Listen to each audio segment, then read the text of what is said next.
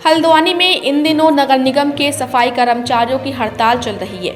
4 दिन से लगातार धरने पर बैठे पर्यावरण मित्रों और चालकों की वजह से सफाई व्यवस्था पूरी तरह से ठप हो गई है, जिससे जगह जगह कूड़े के ढेर लग गए हैं, जिससे कई बीमारियों के पनपने का खतरा बढ़ गया है। यही नहीं, घरों में भी पिछले कई दिनों से कूड़ा सड़ने से लोगों में गुस्सा है।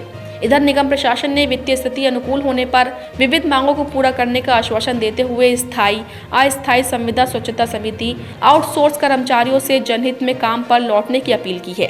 इसके साथ ही गंदगी की वजह से बीमारी फैलने के खतरे को देखते हुए नोटिस जारी कर काम पर न लौटने की स्थिति में सेवा समाप्ति और वैधानिक कार्यवाही की चेतावनी दी है। नगर आयुक्त पंकज उपाध्याय का कहना है कि जब तक कर्मचारी काम पर नहीं लौटते हैं, तब तक लोग खुद ही कूड़े के निस्तारण का ध्यान रखें। सफाई की स्थिति में गिरावट आई है। कूड़े की जगह ढेर लगे हैं। जहाँ पर कूड़े के ढेर लगे हैं उनको उठाने का काम मैं लगातार कर रहा हूँ। 25 तारीख से ही कर रहा हूँ। इसीलिए अभी हमारा जो सेकेंडरी स्टेशन है, मैं उसको प्रतिदिन खाली करने में सफल रहा हूँ और आज मैं पुनः उसको सफाई अभियान में लगा हूँ। मैं स्वयं यहाँ नारीगंज पर खड़ा हूँ। हमारी टीम में भी एक असुरक्षा का भाव था, जिसके कारण मुझे लगातार उनके साथ रहना पड़ रहा है। और मेरी पब्लिक से भी अपील है कि कूड़ा सड़कों पर नालियों में न डालें, सेकेंडरी स्टेशन तक पहुँचा दें, वहाँ से हम उसे उठा लेंगे। और अपने सफाई कर्मचारियों से मैं आप मीडिया के माध्यम से अपील करना चाहूँगा कि जनहित में कार्य पर वापस आएँ। उनकी विधिक मांगों पर विचार करते हुए इसे पूरा किया जाएगा और जो वित्तीय मांगे हैं, वित्तीय स्थिति ठीक करने का प्रयास किया जा रहा है। वित्तीय स्थिति ठीक होते ही भुगतान कर दिया। वजह क्या है कि उनकी बात नहीं मिल पा रही? उनकी जो प्रमुखता की मांगे हैं वो 500 रुपये प्रतिदिन के हिसाब से भुगतान करने की मांगे हुए है, लेकिन शासनादेश के अनुसार भी वो देने की जिम्मेदारी निगम को अपने वित्तीय संसाधनों पर दी गई है।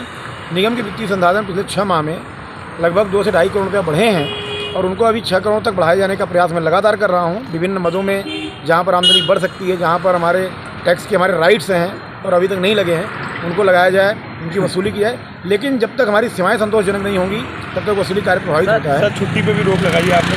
हमारे जो कर्मचारी, कार्यालय कर्मचारी हैं, उनका सहयोग हमारे लिए आवश्यक है।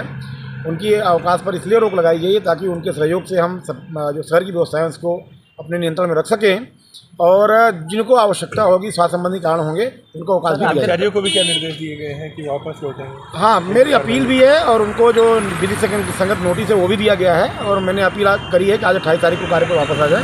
यदि कार्य पर नहीं आते हैं तो जो भी विधिक कार्रवाई होगी। सर, आखिर आप कब तक ऐसे सड़कों पर उतरते रहेंगे, कब तक देखते रहेंगे? नहीं, देखिए, ये हमारा मूल दायित्व है, नगर निगम का मूल दायित्व है शहर को साफ और स्वच्छ रखना।